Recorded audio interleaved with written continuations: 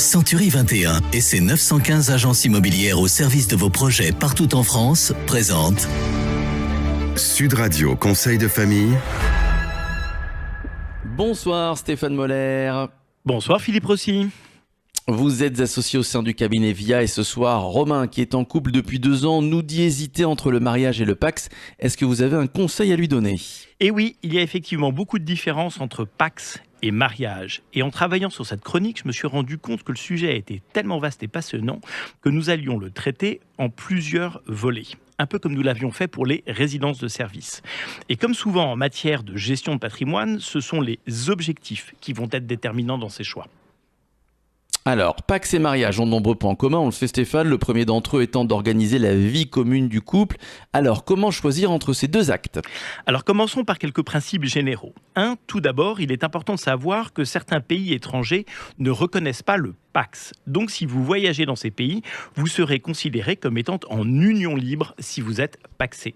Et les conséquences ne sont pas toujours anecdotiques, notamment en cas de transmission patrimoniale. 2, à la différence du mariage, le PACS ne donne pas droit de porter le nom de famille de l'autre partenaire. 3, les règles en matière de solidarité vis-à-vis de dettes et des dépenses courantes sont quasi identiques, mais nous y reviendrons. La participation aux dépenses liées à l'assistance du conjoint doit être proportionnelle aux revenus respectifs de chaque conjoint dans le PACS comme dans le mariage. Alors rentrons dans quelques détails.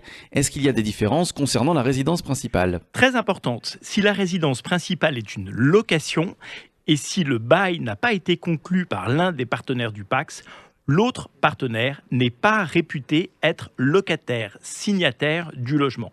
Ainsi, le partenaire signataire peut décider à tout moment de résilier le bail sans l'accord de l'autre.